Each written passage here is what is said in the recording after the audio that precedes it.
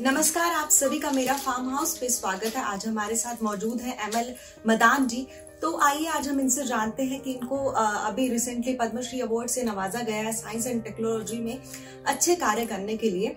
उसके साथ साथ इन्हें बहुत सारे अन्य अवार्ड से भी नवाजा जा चुका है, जैसे कि Hariom award, life time achievement award और हरियाणा विज्ञान रत्न अवार्ड से भी इन्हें नवाजा जा चुका है। तो आइए इनसे जानते हैं इनका पद्मश्री तक के सफर के बारे में। सर, आपका मेरा फार्म हाउस पे बहुत बहुत स्वागत है। सर, मेरा फार्म हाउस के माध्यम से मैं आपसे यह जानना चाहूंगी कि आपका पद्मश्री का सफर के बारे में आप थोड़ा हमारी व्यूअर्स से साझा कीजिए। आप तो सफर की बात कर रहे हैं, तो ये सफर बहुत लंबा रहा है और सफ़र बचपन से शुरू हुआ है। मेरी जो ट्रेनिंग थी कि जो मेरे घर में मिली थी वो ये थी कि लाइफ में चैलेंजेस लेने चाहिए। एंड क्योंकि एक ज़िंदगी एक चैलेंज बन गई थी because of certain family circumstances. I lost my father, पिताजी की देहांत हुआ था पहले ही, और उसके बाद मेरे ग्रैंडफादर ने यही देखा कि उन्होंने कहा कि आपको you have to take challenges. So मैं वही चैलेंज लेते आया हूँ और प्रभु की कृपा है और हमारे जो सहयोगी हैं, जो संपर्क है, उन्होंने हमेशा हेल्प किया है। और मैं यही कहूँगा कि ये जिस अवार्ड की आप बात कर रहे हैं वो अवार्ड मेरे लिए नहीं है। अवार्ड तो पहले आपने कहा कि बहुत आए हैं, लेकिन ये एक रिकॉग्निशन है। रिकॉग्निशन है साइंस की, रिकॉग्निशन है हमारे प्रोफेशन की। वहाँ पर जो साइटेशन है उसमें भी लिखा है साइंस एंड इंजीनियरिंग। तो साइंस एंड इंजीनियरिंग में जो मेरा साइंस है उसको रिकॉग्नाइज किया गया है, और मेरा साइंस एक वेटरनेरियन का है, एक प्रोफेशन का है, उसको रिकॉग्नाइज करने के लिए मैं समझता हूँ कि ये बहुत अच्छी बात है और ये हमारे प्रोफेशन के लिए भी अच्छा है। मेरा फार्म हाउस एक ऐसा प्लेटफॉर्म है जो कि मध्य वर्गीय किसानों के लिए कार्य कर रहा है, क्योंकि बहुत से मध्य वर्गीय किसान हैं जो बड़ी मशीनरी नहीं खरीद सकते हैं, जिस कारण उनको कुछ समस्याओं का भी सामना करना पड़ता है। तो मैं आपसे जानना चाहूंगी कि ऐसा डायरी फार्मिंग में किसान क्या ऐसा काम कर सकते हैं जिनसे वो अच्छा मुनाफा कमा सके?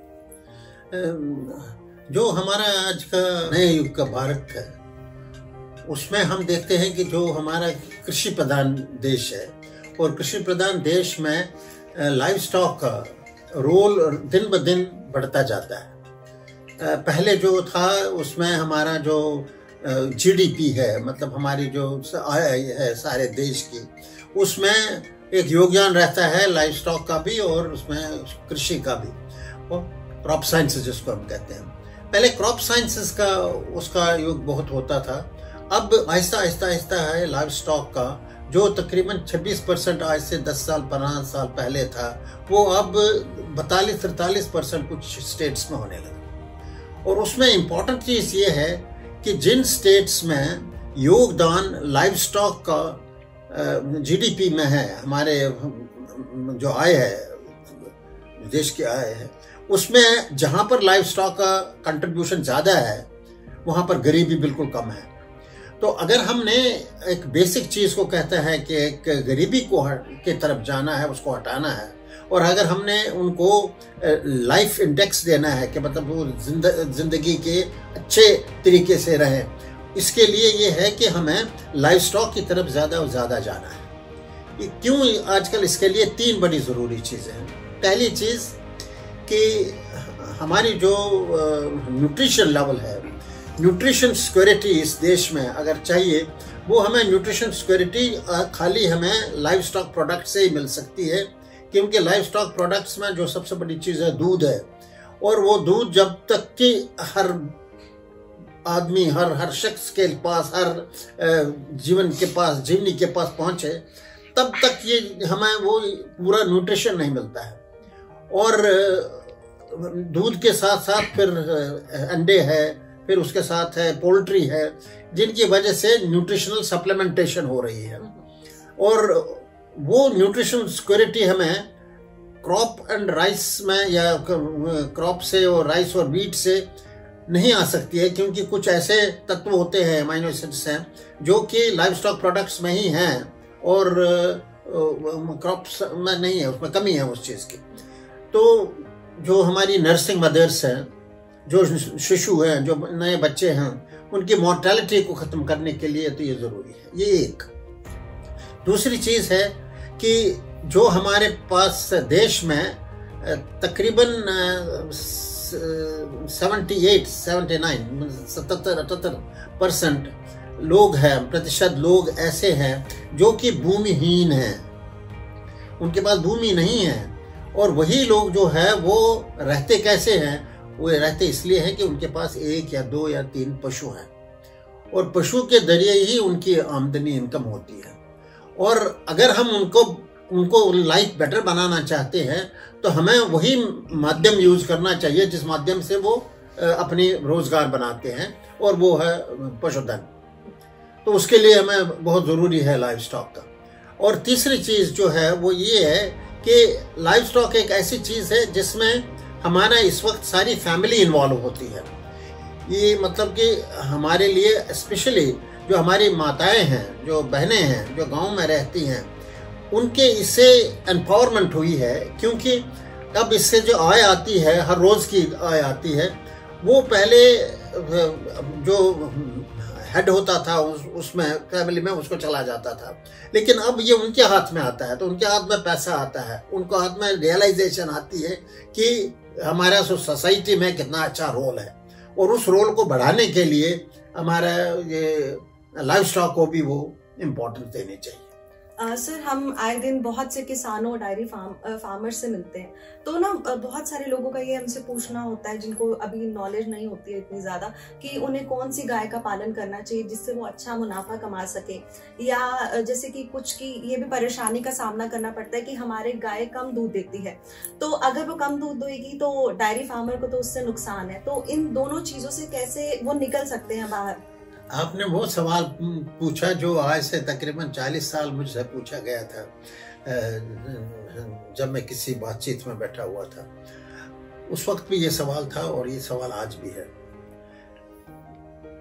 पशु को सबसे पहले एक समझना चाहिए कि एक मशीन है जो बदलती है, जो चारा हमें होता है, जो न्यूट्रिशन होता है, उसको वो दूध में बदलती है। या अगर हम बकरी पालन का करें या भेड़ पालन का करें तो उसको अपने मांस में कन्वर्ट करते हैं।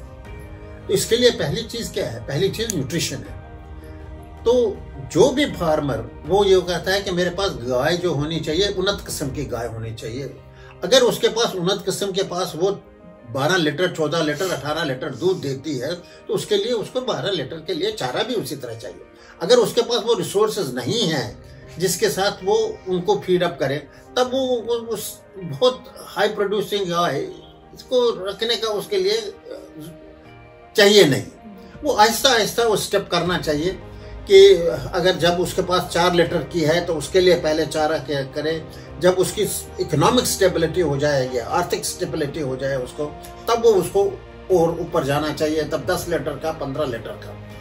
इस वक्त फार्मर्स हैं हमारे पास जो 2 या 3 गायों से तकरीबन 51-52 लीटर, 53 लीटर दूध लेते हैं और उससे वो अपना घर चलाते हैं और अपने बच्चों को बहुत अच्छे अच्छे स्कूलों में भेजते हैं।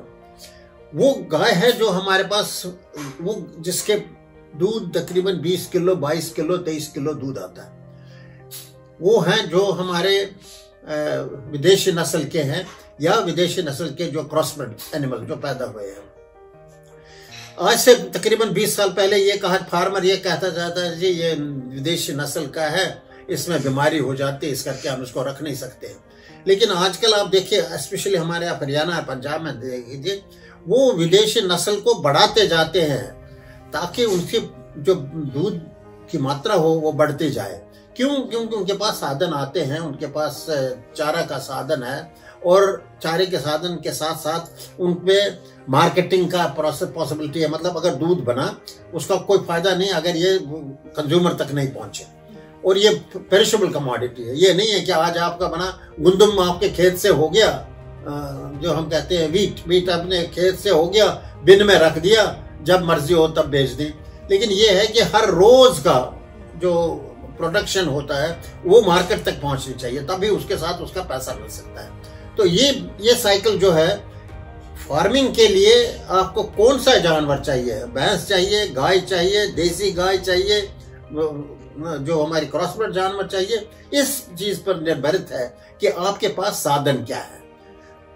हमेशा जब भी आपका डेयरी का काम करना है, आपने पहले अपने साधनों को देखना है और उन साधनों को बढ़ाना है, और उसके साथ आपकी गाय की या भैंस की जो आप रखेंगे उसकी प्रोडक्टिविटी और प्रोडक्शन भी बढ़ती जाएगी। अब उसके लिए आप ये कहते हैं साथ साथ एक टेक्निक्स है।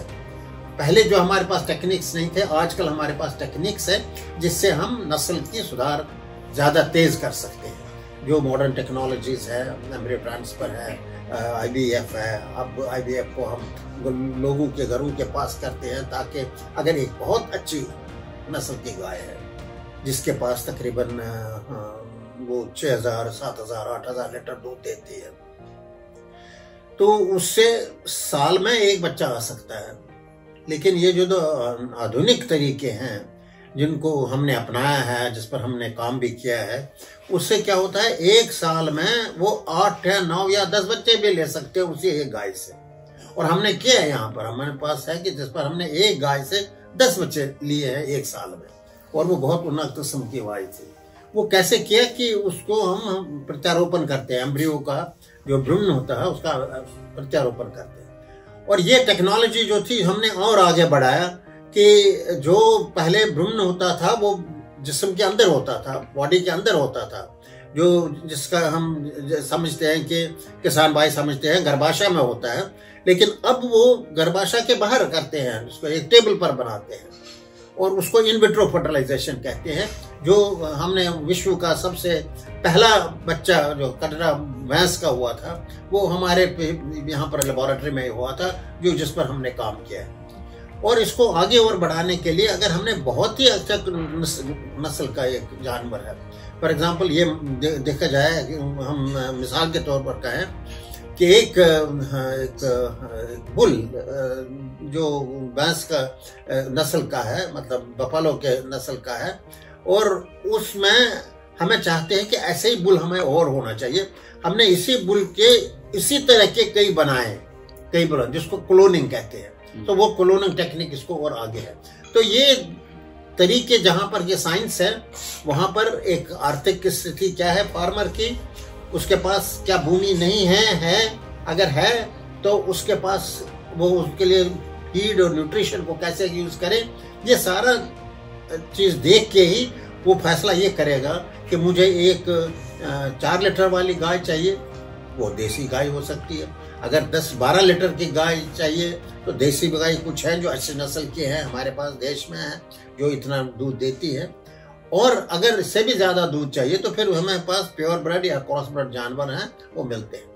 और अगर आप ट्रू डेयरिंग समझेंगे हमारे देश में, वो बफलो से आते हैं, भैंस से ही आती है, क्योंकि भैंस के हमारा कई फायदे हैं। भैंस से दूध आता है, और भैंस का दूध जो होता है उसमें घी की मात्रा ज्यादा होती है।